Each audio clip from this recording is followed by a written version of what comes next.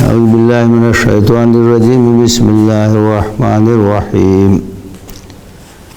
لا يتخذ المؤمنون الكافرين أولياء من دون المؤمنين ومن يفعل ذلك فليس من الله في شيء إلا أن تتقوا منهم تقاه ويحذركم الله نفسه وإلى الله المصير. قل إن تخفوا ما في صدوركم أو تبدوه يعلمه الله ويعلم ما في السماوات وما في الأرض والله على كل شيء قدير. يوم تجد كل نفس ما عملت من خير محضرا وما عملت من سوء تود لو أن بينها وبينه أمدا بعيدا ويحذركم الله نفسه والله رؤوف بالعباد. قل إن كنتم تحبون الله فاتبعوني يحببكم الله ويغفر لكم ذنوبكم والله غفور رحيم. قل أطيعوا الله والرسول فإن تولوا فإن الله لا يحب الكافرين.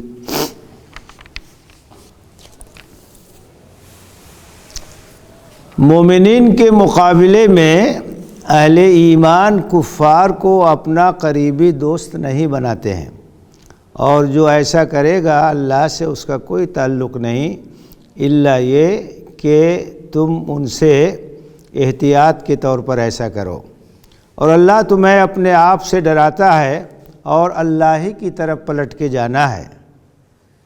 کہہ دو کہ چاہے تم چھپاؤ جو کچھ تمہارے سینوں میں ہے یا اس کو ظاہر کرو، اللہ اسے بخوبی جانتا ہے، اور اللہ جانتا ہے جو کچھ آسمانوں میں ہے اور جو زمین میں ہے، اور اللہ ہر چیز پر قادر ہے۔ یاد کرو وہ دن جب ہر متنفس جو نیکی اس نے کیا ہے اس کو اپنے نگاہوں کے سامنے دیکھے گا، اور جو برائی کیا ہے اس کا انجام بھی اپنے نگاہوں کے سامنے دیکھے گا۔ اور خواہش یہ ہوگی کہ کاش اس دن اور اس کے درمیان ایک لمبی مدت حائل ہو جاتی، اور اللہ تمہیں اپنے آپ سے ڈراتا ہے اور اللہ بندوں پر بڑا مہربان ہے۔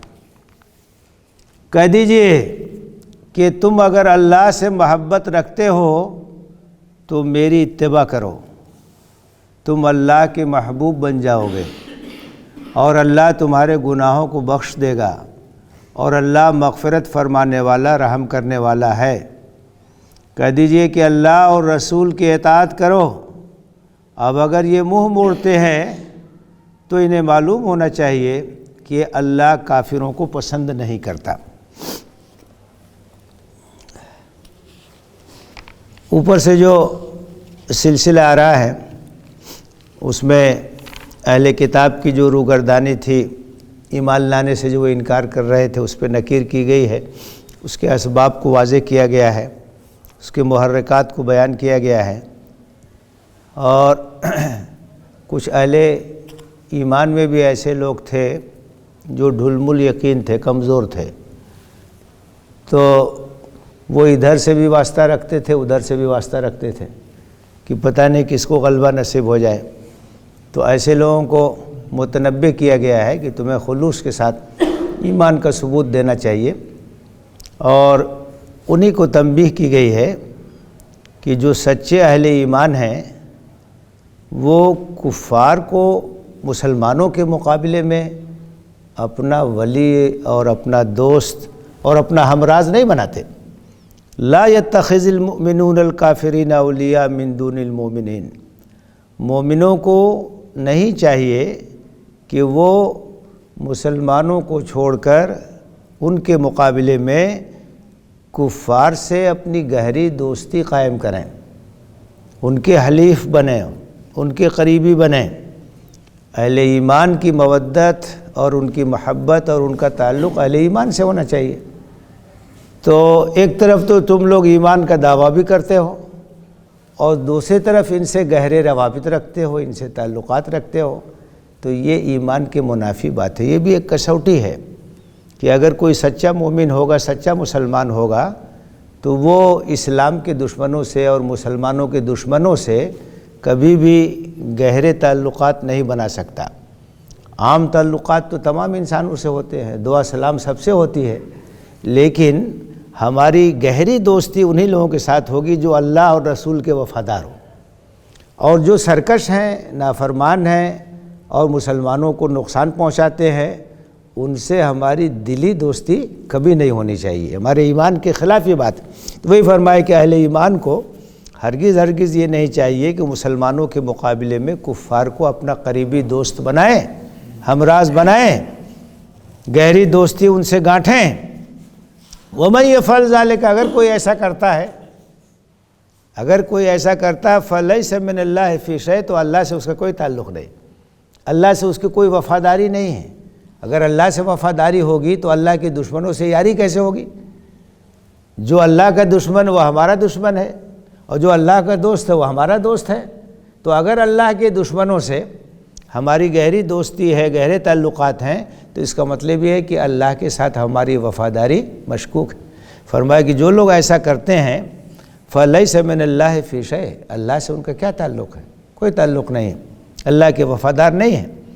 إِلَّا أَن تَتَّقُوا مِنْهُمْ تُقَاةً، ہاں کبھی ایسا ہو سکتا ہے کہ کسی مصلحت کے تحت کہیں مراسم رکھنا پڑے، کوئی مجبوری ہو، تو وہ ایک الگ بات ہے، لیکن عام حالات میں کوئی مسلمان، کوئی اہل ایمان اللہ کے دشمنوں سے گہری دوستی نہیں رکھ سکتا، گہرے تعلقات قائم نہیں کر سکتا۔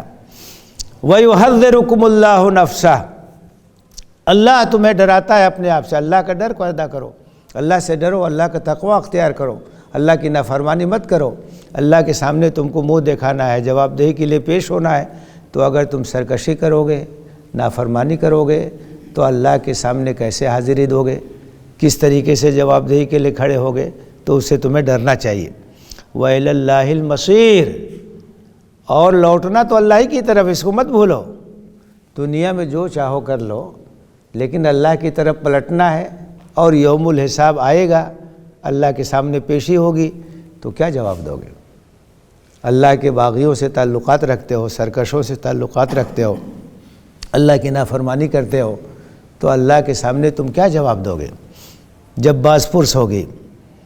قُلْ إِن تُخْفُوا مَا فِي صُدُورِكُمْ أَوْ تُبْدُوهُ يَعْلَمْهُ اللَّهُ، اے نبی کہہ دیجئے کہ تمہارے سینوں کے اندر جو کچھ ہے، تمہارے دلوں کے اندر جو کچھ ہے، چاہے تم اس کو ظاہر کرو، چاہے تم اس کو چھپاؤ، اللہ جانتا ہے۔ انسان جانے چاہے نہ جانے، لیکن تمہارے دلوں کے حال سے اللہ باخبر ہے۔ وہ آتے تھے تو بڑی قسمیں کھاتے تھے کہ ہم وفادار ہیں، ہم آپ کے یہ ہیں، حالانکہ وہ صرف دکھانے کے لیے ہوتا تھا، ان کے دل میں کچھ اور ہوتا تھا۔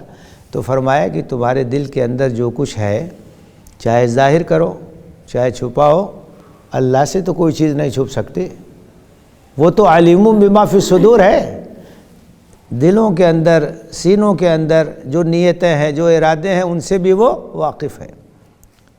یعلم السر واخفا، اس کا عالم تو یہ ہے، راز کو بھی جانتا ہے، اس سے بھی مخفی جو چیز ہے اس سے بھی واقف ہے، ہر چیز سے وہ واقف ہے۔ ظاہری جو عمل ہے اس کو بھی جانتا ہے، کس نیت سے یہ کام کیا گیا اس کو بھی وہ جانتا ہے، تو اس سے تم کیسے چھپ سکتے ہو؟ ایسی ذات کے سامنے جواب دہی ہونی ہے، اور ایسی ذات کے سامنے پیشی ہونی ہے، تو ساری دنیا کو تم دھوکہ دے سکتے ہو، اللہ کو دھوکہ نہیں دے سکتے۔ تمہارے دل کے اندر جو کچھ ہے، چاہے لوگ اس کو جانے چاہے نہ جانے، چاہے اس کو ظاہر کرو چاہے ظاہر مت کرو، اللہ اس کو جانتا ہے۔ یعلم اللہ، اللہ اسے جانتا ہے۔ اور وَيَعْلَمُ مَا فِي السَّمَاوَاتِ وَمَا فِي الْأَرْضِ، زمین آسمان کے اندر جو کچھ ہے، پوری کائنات کے اندر جو کچھ ہوتا ہے، ہر چیز سے اللہ واقف ہے، کوئی اس سے بچ نہیں سکتا، کوئی اس سے چھپ نہیں سکتا۔ تو اس بات کو تم یاد رکھو، وَاللَّهُ عَلَىٰ كُلِّ شَيْءٍ قَدِيرٌ، اور اللہ ہر چیز پر قادر ہے، اس کے سامنے کسی کی نہیں چلتی ہے، اس کی قدرت کاملہ ہے، ہر چیز پر قادر ہے وہ۔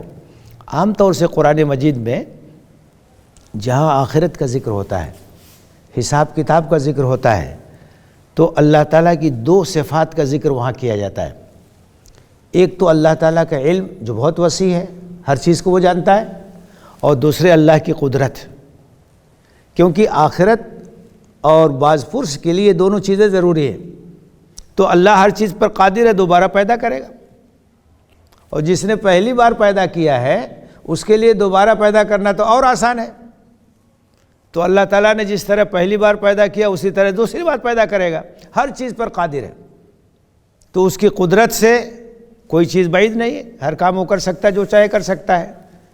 اور دوسری چیز ہے، حساب کتاب لینا ہے تو علم وسیع ہونا چاہیے، تو اللہ ہر چیز سے واقف ہے، آپ کے ظاہر کو بھی جانتا ہے، آپ کے باطن کو بھی جانتا ہے، تو آپ کا حساب کتاب لے گا وہ۔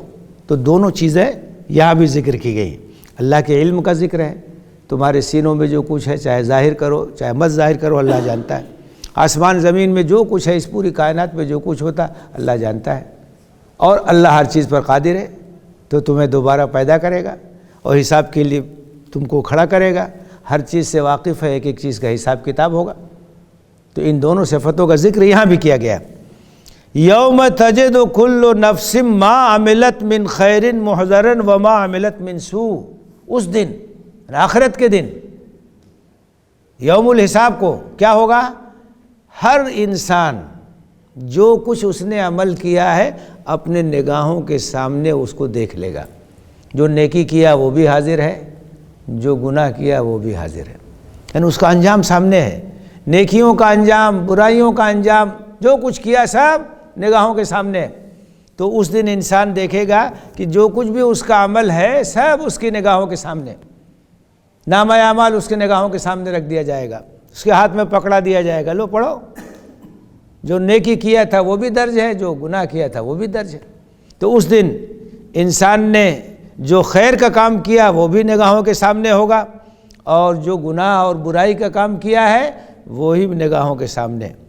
تود لو ان بینہا وبینہ امدا بعیدا، اور اس وقت وہ تمنا کرے گا کہ کاش یہ آخرت نہ آتی، حساب کتاب کے لیے مجھ کو نہ پیش کیا جاتا، وہی موت جو ہے وہ ہمیشہ کے لیے ہو جاتی، اور مٹی میں گل گیا تھا، سڑ گیا تھا، دوبارہ نہ پیدا کیا جاتا، اس طرح کی تمنا کرے گا، وہ تمنا تو پوری ہو نہیں سکتی، اس لیے کہ سب کچھ اس کی نگاہوں کے سامنے آئے گا، جو کچھ کیا تھا ہر چیز جو ہے وہ درج ہوگی۔ آدمی پڑھے گا اس کتاب کو، نامہ اعمال کو، تو کہے گا ما لہذا الکتاب لا یغادر صغیرۃ ولا کبیرۃ الا احصاها، کیسا نامہ اعمال ہے کہ نہ تو کوئی چھوٹا عمل درج ہونے سے چھوٹا ہے، نہ کوئی بڑا عمل درج ہونے سے چھوٹا ہے، جو کچھ میں نے کیا تھا سب اس کے اندر لکھا ہوا، کاش پیشی نہ ہوتی، کاش حساب نہ ہوتا، تو پچھتانے سے تو کچھ ہونے والا نہیں، آج ہی تیاری کرو اس کی۔ تو اس دن یہ ہوگا کہ انسان نے جو کچھ کیا ہے، چاہے خیر ہو چاہے شر ہو، سب نگاہوں کے سامنے، سب کا انجام نگاہوں کے سامنے، اپنی نگاہوں سے سب چیزیں دیکھے گا۔ تو اس دن تمنا اور آرزو کرے گا کہ کاش اس کے درمیان اور اس دن کے درمیان ایک لمبی مدت حائل ہو جاتی، یہ دن نہ دیکھنا پڑتا، وَيُحَذِّرُكُمُ اللَّهُ نَفْسَهُ، اللہ اپنے آپ سے تم کو ڈراتا ہے، اللہ سے ڈرو، اللہ کا تقوی اختیار کرو، آخرت کی تیاری کرو، وَاللَّهُ رَءُوفٌ بِالْعِبَادِ، اور اللہ تعالیٰ بندوں پر بہت مہربان ہے، اسی لیے موقع دے رہا ہے، اسی لیے ڈھیل دے رہا ہے، اسی لیے وہ اپنی کتاب نازل کرتا ہے، اپنے رسولوں کو بھیجتا ہے، کہ ہو سکتا ہے کہ انسان سنبھل جائے، ہو سکتا ہے خواب غفلت سے بیدار ہو جائے، ہو سکتا ہے کہ اللہ کی طرف رجوع کرے، یہ اللہ کی رحمت ہے، یہ اللہ کی شفقت ہے، یہ اللہ کی مہربانی ہے کہ سنبھلنے کا موقع دیتا ہے، ورنہ وہ پکڑنا چاہے فوراً پکڑ لے، اس کو تو کوئی روک نہیں سکتا ہے، اس کی گرفت سے کوئی بچ نہیں سکتا ہے۔ ان بطش ربک لشدید، تمہارے رب کی گرفت تو بڑی سخت ہے، لیکن موقع دیتا ہے، ڈھیل دیتا ہے، ہو سکتا ہے کہ انسان سنبھل جائے، یہ اللہ کی رحمت ہے، اللہ بندوں پر بہت مہربان ہے، اسی لیے ان کو سنبھلنے کا موقع دیتا ہے۔ پھر وہ لوگ جو ایمان کا اظہار بھی کرتے تھے، اللہ سے محبت کا دعویٰ بھی کرتے تھے، اور کفار سے جو ہے وہ دوستی بھی رکھتے تھے، اور دونوں قائم سے اپنے تعلقات بنائے ہوئے تھے، تو ان کو خطاب کر کے کہا جا رہا ہے، قل، اے نبی کہہ دیجئے، اعلان کر دیجئے، ان کنتم تحبون اللہ، اگر تم اللہ سے محبت رکھتے ہو، اگر اللہ سے محبت کا دعویٰ کرتے ہو، فاتبعونی، تو میری اتباع کرو۔ جس کے دل میں اللہ کی محبت ہوگی وہ اللہ کے رسول کی پیروی کرے گا، کیونکہ اللہ کا رسول جو ہوتا ہے وہ اپنی جانب سے تو کچھ کہتا نہیں، سب اللہ کی جانب سے کہتا ہے۔ تو رسول کی اطاعت اللہ کی اطاعت ہے، اور رسول کی نافرمانی اللہ کی نافرمانی ہے۔ تو فرمایا کہ اگر تم محبت الہی کا دعویٰ کرتے ہو تو اس کا ثبوت پیش کرو، اور ثبوت کیا ہے؟ فاتبعونی، نبی صلی اللہ علیہ وسلم کی پیروی کرو، نبی صلی اللہ علیہ وسلم کی سنتوں کو اختیار کرو، ان کے اسوہ حسنہ کو اختیار کرو، ان کو اپنے لیے آئیڈیل بناؤ، نمونہ بناؤ۔ تمہارا آئیڈیل محمد الرسول اللہ صلی اللہ علیہ وسلم، وہ ہمارے پیشوا ہے، مقتدیٰ ہے، رہنما ہے، اور انہی کی زندگی کو ہمیں اپنے نگاہوں کے سامنے رکھنا چاہیے۔ تو فرمایا کہ اگر اللہ سے محبت کا دعویٰ ہے تو اتباع کرو رسول کی، تو اس کا نتیجہ کیا ہوگا؟ یحببکم اللہ، اللہ تم سے محبت کرے گا۔ اگر تم نبی کی پیروی کرو گے اور ان کے راستے کو اختیار کرو گے، تم اللہ کے محبوب ہو جاؤ گے، اللہ تم سے محبت کرے گا۔ اور یہ کتنی بڑی خوشخبری ہے کہ اگر ہم اللہ کے رسول کی اتباع اور پیروی کریں اور اپنی زندگی کی تمام معاملات میں اسوہ حسنہ کو سامنے رکھیں تو اللہ ہم سے محبت کرے گا۔ اور ظاہر ہے کہ جو اللہ کا محبوب ہو جائے اس سے زیادہ تو خوش نصیب کوئی ہو ہی نہیں سکتا ہے، کیونکہ جب اللہ کسی سے محبت کرتا ہے تو اللہ کی تائید، اللہ کی مدد، اللہ کی نصرت شامل حال ہوتی، اللہ اس کی حفاظت کرتا ہے، اور اللہ کی حفاظت میں جو ہوگا اس کو کوئی نقصان نہیں پہنچا سکتا۔ تو کتنی بڑی خوشخبری ہے کہ تم اگر اللہ سے محبت کا دعویٰ کرتے ہو تو نبی کی پیروی کرو، تم اللہ کے محبوب ہو جاؤ گے، وَيَغْفِرْ لَكُمْ ذُنُوبَكُمْ، اور اللہ تمہارے گناہوں کو بخش دے گا۔ انسان ہے، اس سے کمزوریاں ظاہر ہو جاتی ہیں، گناہ سرزد ہو جاتے ہیں، توبہ کرتا ہے، استغفار کرتا ہے، اللہ تعالیٰ اس کی مغفرت فرماتا ہے۔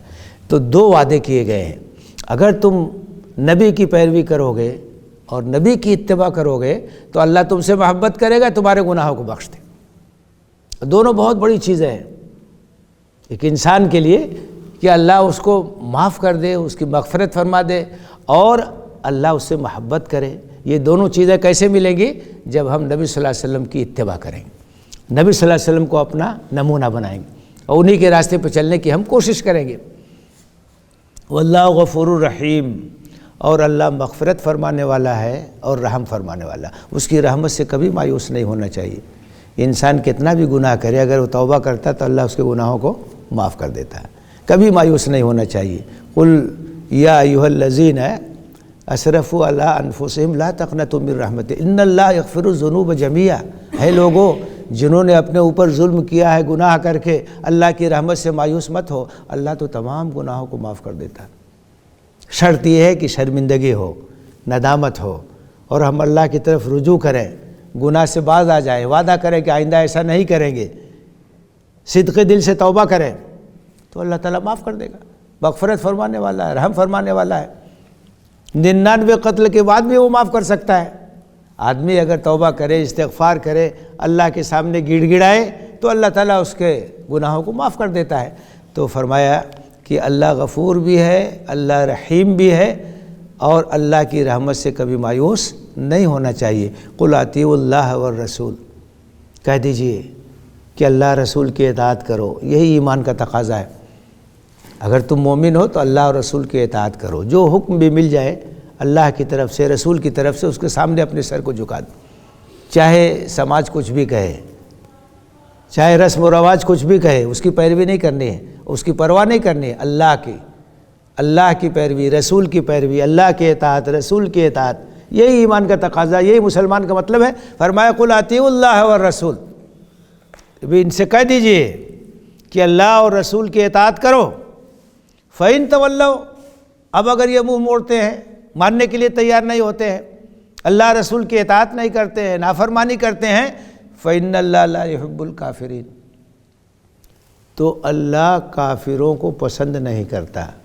مطلب کیا ہوا کہ اگر اللہ اور رسول کی اطاعت نہیں کرتے ہیں تو یہ تو کفر ہے، اور اللہ جو ہے کفار سے محبت نہیں کرتا۔ یہ ایک مومن کی شان ہی نہیں ہے کہ اللہ اور رسول کی نافرمانی کریں۔ مومن کی شان یہ ہے کہ وہ اپنے سر تسلیم کو خم کر دیتے ہیں، اللہ کا حکم ہے، رسول کا حکم ہے، اسے مان لیتے ہیں۔ اس آیت پہ غور کیجئے کہ اے نبی کہہ دیجئے کہ اللہ رسول کی اطاعت کرو، اگر یہ منہ موڑتے ہیں تو کہہ دیجئے کہ اللہ کافروں سے محبت نہیں رکھتا۔ ایمان کا دعویٰ سچا نہیں ہے اگر اللہ رسول کی اطاعت نہیں ہے، اللہ رسول کی پیروی نہیں ہے، ہم اپنے نفس کے غلام ہیں، ہم رسم و رواج کے غلام ہیں، خاندان میں جو ہوتا آیا اس کے غلام ہیں، چاہے شریعت کچھ بھی کہے، چاہے قرآن کچھ بھی کہے، چاہے حدیث سے کچھ ثابت ہو، تو اس کا مطلب یہ ہوا کہ ہم مومن نہیں ہیں۔ یہ جو طرز عمل ہے یہ طرز عمل مومنانہ طرز عمل نہیں، یہ تو کفار کا طرز عمل ہے، اور ایسے لوگوں سے اللہ محبت نہیں کرتا۔ تو یہ دونوں آیتیں بڑی اہم ہیں۔ اس میں ایک طرف تو محبت الہی کی کسوٹی بتائی گئی ہے، ہم دعویٰ کریں کہ اللہ سے محبت ہے اور ہم نبی صلی اللہ علیہ وسلم کی پیروی نہ کریں تو ہمارا دعویٰ جھوٹا ہے، اور ایسا دعویٰ منہ پہ مار دیا جائے گا۔ فرمایا کہ اگر اللہ سے محبت ہے تو رسول کی اتباع کرو، اور اگر ایسا کرو گے تو کیا ہوگا؟ اللہ تم سے محبت کرے گا اور اللہ تمہارے گناہوں کو بخش دے گا۔ اللہ اور رسول کی اطاعت یہی مومنانہ زندگی کی پہچان ہے، اور اگر اللہ اور رسول کی اطاعت سے انکار ہے تو یہ ایک مومن کی شان کے خلاف ہے۔ اللہ سے دعا ہے کہ ہمیں رسول اللہ صلی اللہ علیہ وسلم کو اپنا اسوہ بنانے کی توفیق دے، زندگی کے تمام معاملات میں آپ سے جو چیز ثابت ہے اس پر عمل کرنے کی توفیق دے، آمین۔ وآخر دعوانا ان الحمدللہ رب العالمین۔